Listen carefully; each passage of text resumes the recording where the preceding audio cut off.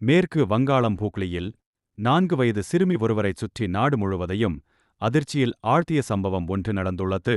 தரகேஸ்வர் பகுதியில் வெள்ளிக்கிழமை அதிகாலை காணாமல் போன சிறுமி அடுத்த நாள் ரயில்வே பகுதியில் பாதிக்கப்பட்ட நிலையில் கண்டெடுக்கப்பட்டார். இந்தச் சம்பவத்தில் ஒரு நெருங்கிய உறவினர் கைது செய்யப்பட்டுள்ளார். போலீசார் போக்சோ சட்டத்தின் கீழ் வழக்கு பதிவு செய்து தீவிர விசாரணை நடத்தி வருகின்றனர். இந்த வழக்கு எப்படி நடந்தது? நேரம் என்ன? யார் தொடர்புடையவர்? தற்போது நிலை என்ன? எல்லாவற்றையும் இந்த வீடியோவில் பார்ப்போம். மேற்கு வங்காளம் டூக்லி மாவட்டத்தின் தரகேஸ்வர் பகுதியில் நடந்த இந்த வழக்கு அந்த பகுதியில் மட்டுமல்லாது நாடு முழுவதையும் அதிர்ச்சிக்குள்ளாக்கியுள்ளது. சம்பவம் தொடங்கியது வெள்ளிக்கிழமை இரவு. அந்த நாள் 4 வயது சிறுமி தனது பாட்டியுடன் சேர்ந்து சாலையோரம் ஓய்வெடுத்து தூங்கிக் கொண்டிருந்தார். குடும்பத்தின் பொருளாதார நிலை காரணமாக அவர்கள் அங்கு தற்காலிகமாக தங்கியிருந்ததாக தெரிகிறது.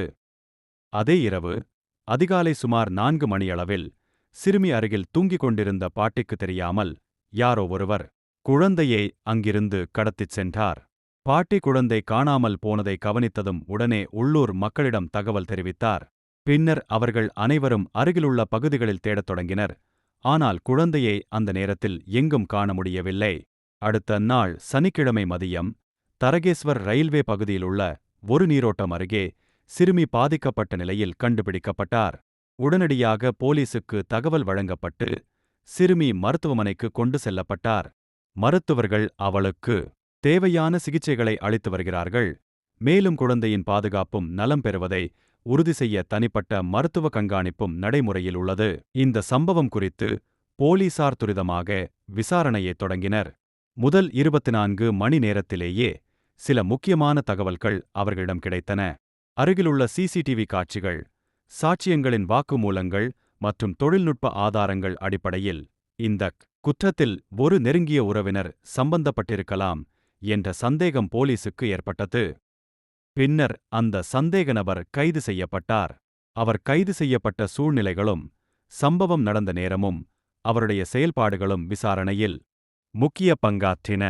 போலீசார் தற்போது அவரது உடல்மொழி, நிகழ்ச்சிக்குப் பிறகு நடந்துள்ள அவரது செயல்கள், அவர் கூறிய விளக்கங்கள் போன்றவற்றை விரிவாக ஆய்வு செய்து வருகின்றனர். இந்த வழக்கு மிக கடுமையானதாக இருப்பதால் போலீசார் அதை போக்சோ சட்டத்தின் கீழ் பதிவு செய்துள்ளனர். குழந்தைகளுக்கு எதிரான குற்றங்கள் தொடர்பான இந்த சட்டம் மிகவும் வலுவானது. இதில் குற்றம் நிரூபிக்கப்பட்டால் கடுமையான தண்டனைகள் வழங்கப்படுகின்றன. அதனால் நீதிமன்ற விசாரணை மிகவும் தீவிரமாக நடைபெற வாய்ப்பு உள்ளது. சிறுமியின் குடும்பத்திற்கான பாதுகாப்பு மற்றும் நலவாழ்வு நடவடிக்கைகளும் மேற்கொள்ளப்பட்டுள்ளன. சமூக அமைப்புகள், குழந்தைகள் பாதுகாப்பு துறைகள் ஆகியவை போலீசுடன் இணைந்து குழந்தைக்கு தேவையான மனநல மற்றும் பாதுகாப்பு உதவிகளை வழங்கிக் கொண்டு வருகின்றன. இந்த வழக்கு சமுதாயத்தில் குழந்தைகளின் பாதுகாப்பு குறித்து நாம் அதிக கவனம் செலுத்த வேண்டியதன் அவசியத்தை மீண்டும் திணிக்கிறது. குறிப்பாக பொருளாதார சிக்கலால் சாலையோரம் தங்கும் குடும்பங்கள் எதிர்கொள்ளும் அபாயங்கள் குறித்து அரசு மற்றும் சமூகத்தினரின் கவனம் செலுத்தப்பட வேண்டிய கட்டாயம் இருக்கிறது. போலீசார் விசாரணையை தொடர்ந்து முன்னெடுத்து வருகிறார்கள்.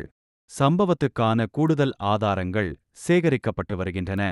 எதிர்வரும் நாட்களில் வழக்கில் மேலும் முக்கிய முன்னேற்றங்கள் வெளிவரும் என்று எதிர்பார்க்கப்படுகிறது. உங்களுக்கு இந்த வீடியோ பிடிச்சிருந்தா சப்ஸ்கிரைப் பண்ணுங்க. இது உங்கள் ஆயக்கலைகள் 64.